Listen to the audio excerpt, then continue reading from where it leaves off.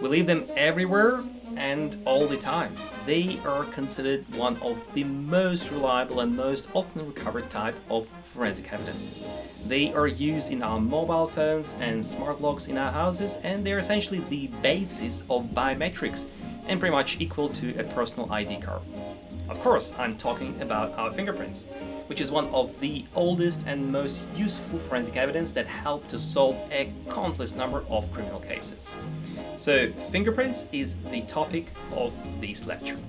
In this lecture, we will look at a brief history of fingerprinting, the unique characteristics that permit fingerprints to be used for personal identification, learn the classification system of fingerprint patterns, understand the methods used to develop and visualize latent finger marks, and recognize the importance of fingerprints for the biometrical identification. So please check these learning objectives, which are pretty helpful to structure the content you learn and will also be useful to reflect on while summarizing this topic and preparing for your next quiz. The archaeological evidence suggests that the distinctive nature of fingerprints has been known for a long time. The fingerprints have been used by Babylonians at least 2,000 years ago to authenticate business transactions on clay tablets, and around the same time it was used in ancient China for the same purpose. However, the earliest fingerprints we find in the archaeological excavations all over the clay tablets in Mesopotamia and on the Egyptian pyramids are estimated to be over 6,000 years old. However, the modern use of the fingerprints to solve crime started some 150 years ago. So here are the main milestones in the modern history of fingerprints and their way towards becoming one of the indispensable forensic tools. Now, we can probably say that the modern history of fingerprints starts in 1686, when Marcello Malpighi, who was a professor of anatomy at the University of Bologna in Italy, notes the common characteristics of spirals, loops, and ridges in fingerprints using the newly invented microscope for his studies. In 1858, Sir William Herschel, who worked as a British civil servant in India in the 19th century, was one of the first people in the modern history who has realized the potential application of the fingerprints for the identification purpose. He actually requested the local population in India to sign the documents with their fingerprints. Herschel also made a variety of experiments and soon realized that a person's fingerprints do not change over time. In 1916, 1 year before he died, he published his work entitled The Origin of Fingerprinting. In 1870s, Henry Folds has developed his system of classification and individualization to identify criminals, but has been initially rejected by Scotland Yard in the UK. Now, one of the main reasons it has been rejected was another system of personal identification which was widely used back then and developed by Alphonse Bertillon in 1883, who called this system anthropometry. We'll get back to this system shortly, but meanwhile, let's talk about Mark Twain, the famous author who I'm sure you're familiar with. So he wrote his novel Pudd'nhead Wilson in 1884. Now, the story is about two boys who look similar and switched at infancy, while each grows into the other's social role, either the slave or the master of the house. In that book, Twain describes fingerprints as a unique characteristics of a person that does not change through their life, and this is essentially can be summarized as the three fundamental principles of fingerprinting. So a fingerprint is unique to a particular individual, and no two fingerprints possess exactly the same set of characteristics. Fingerprints do not change over the course of a person's lifetime, with the exception of scars, which make them actually even more unique. and fingerprint patterns can be classified, and those classifications then used to narrow the range of suspects. Alright, let's get back to our historic timeline. So in the year 1883, Alphonse Bertillon, who was a French police expert, came up with the first systematic attempt at personal identification. The Bertillon system relied on a detailed description of the subject based on precise body measurements combined with full-length and profile photographs, which he called anthropometry. Essentially, this was the first attempt to develop a biometric system. This system was quite widely used by the police for about 2 decades, as it was considered the most accurate method of identification. However, at some point it started to decline and was substituted by fingerprints as a more reliable way of identification. One of the main milestones in this decline process was the case of William West. Now, Will West was a prisoner in Leavenworth, Kansas back in 1903, when one day another person who had the same name and looked very similar to the original Will West arrived at the same prison. Moreover, he had almost identical body measurements as the real Will West.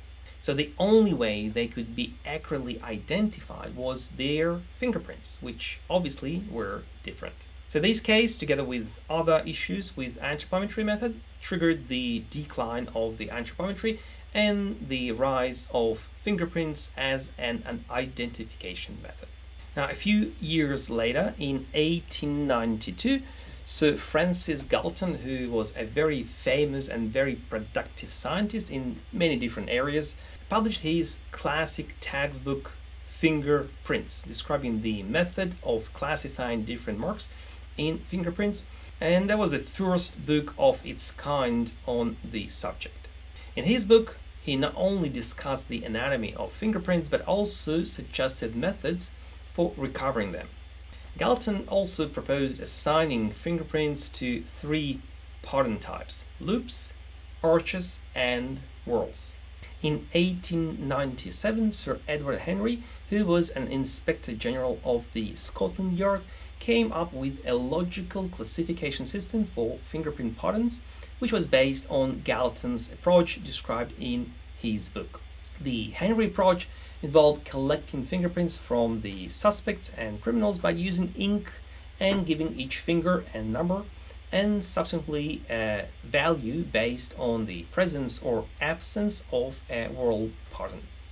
This system of collecting and classifying fingerprints was eventually adopted globally. In the same year, 1897, or according to some sources even earlier, Juan Vucecic, an Argentinian policeman, also produced a method of fingerprint classification and was the first ever to apply it in a murder case, which was solved only because of his method. So in that case, 2 little children were found dead in one of the villages near La Plata, where Juan Vucecic was working as an inspector, and he was called to help in this case. Now, the mother accused her neighbor that he actually killed her children. However, he insisted that he's innocent. And with the investigation, it came up that the something is wrong there, and she actually became a suspect. However, there was no evidence that she actually committed the crime and killed her own children. So upon inspection of the crime scene, Juan Vucecic found several fingerprints, and some were in blood. And after comparing the fingerprints from the crime scene with the fingerprints of the mother, he found out that they match. And she pled guilty. She confessed that she actually apparently was having an affair with a younger boyfriend, and that boyfriend didn't like her children and didn't want them, so she just got rid of them, and eventually she was convicted. Juan Vucecic called his approach dactyloscopy, which essentially means a method to study fingerprints to establish human identification. he has proposed to set up a national fingerprint database and wanted to fingerprint everyone in Argentina. Unfortunately, his idea was met with a significant public opposition back then and failed. Eventually, as we know, comparative dactyloscopy or fingerprinting has been adopted pretty much everywhere, and most countries have set up their national fingerprint databases, including Argentina.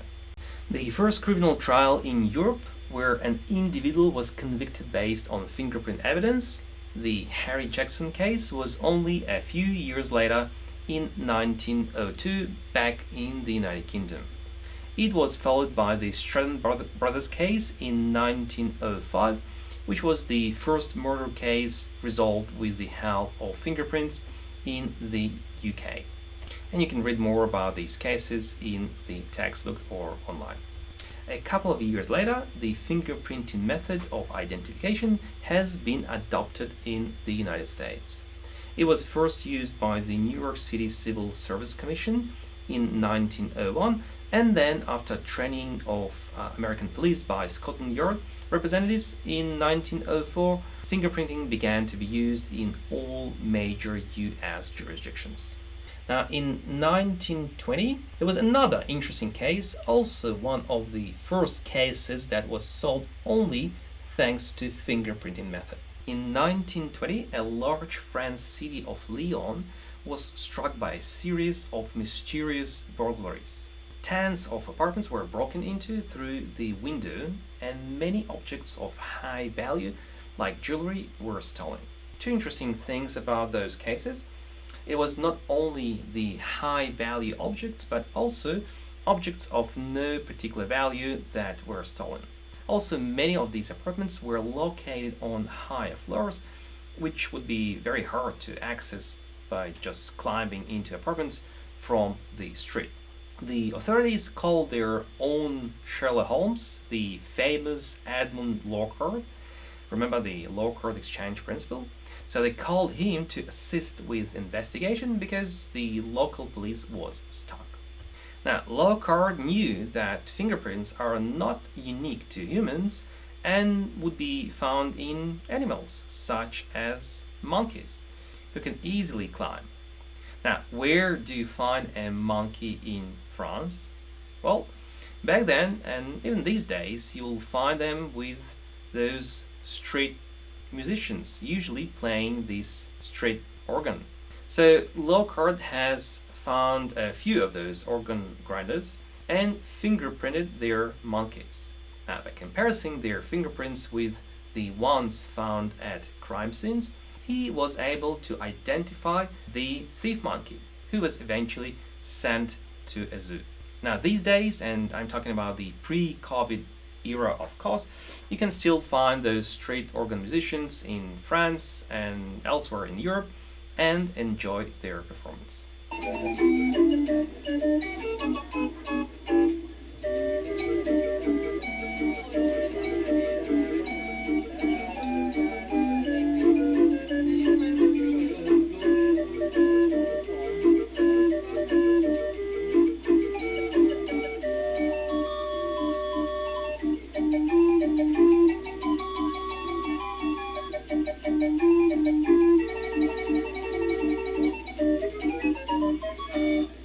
So as we can clearly see, the fingerprints have quickly become the method of choice in criminal investigations and the leading forensic discipline, which has rapidly evolved and helped to solve an endless number of criminal cases.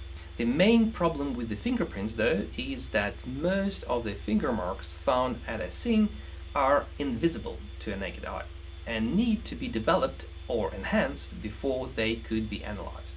Now, we'll talk more about the different methods for developing latent fingerprints later, but let's quickly get back to the United States and talk about one of the first chemical methods which was successfully used to develop latent fingerprints and help to solve a serious crime in the United States. Now, this story begins like an old gangster movie, a gang of criminals and an unexpected kidnapping. On a warm summer evening in 1933, William Ham Jr., the president of the Theodore Ham Brewing Company, has finished his working day and left the building when he was suddenly grabbed by four shadowy figures and pushed into the back of a car. He had been kidnapped by members of the Barker Karpis gang for a ransom of over $100,000, which is over $1.5 million in today's money. The gang members were Ma Barker with her four sons and her presumed partner Elvis Karpis. Ham was taken to Wisconsin, where he was forced to sign 4 ransom notes. Then he was moved to a hideout in another place, where he was held prisoner until the kidnappers had been paid. Once the money was handed over, Ham was released near Wyoming, Minnesota, and the plan was perfect and went off without a hitch. Almost.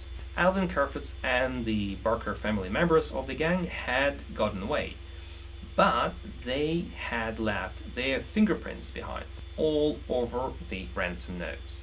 It is called the silver nitrate method, and its application in the Ham kidnapping was the first time it was used successfully to extract latent prints from forensic evidence. The scientific principle behind the method is that unseen fingerprints contain perspiration, which is full of sodium chloride, which is a common table salt.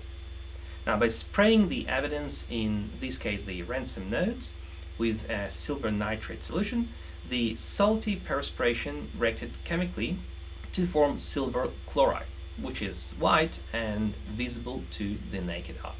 The developed print were compared with the reference prints in the FBI fingerprint database and produced a match. In other words, the hard evidence that the Barker gang was behind the kidnapping. Case closed. This case was commemorated in several movies and songs, while probably the most known song which is associated with this case is the one by the Afro-Caribbean German band Boney M. They, however, slightly changed the name of Ma Barker to make it rhyme better, and it became a huge hit.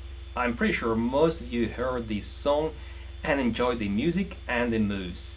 You might even recognize some tunes which were later adopted by Lady Gaga. Perhaps now their performance from 1979 looks pretty bizarre, but it always brings a smile and a good mood. Here you go. Enjoy this story of Ma Baker. Freeze! I'm Ma Baker. Put your hands in the air. Give me all your money. This is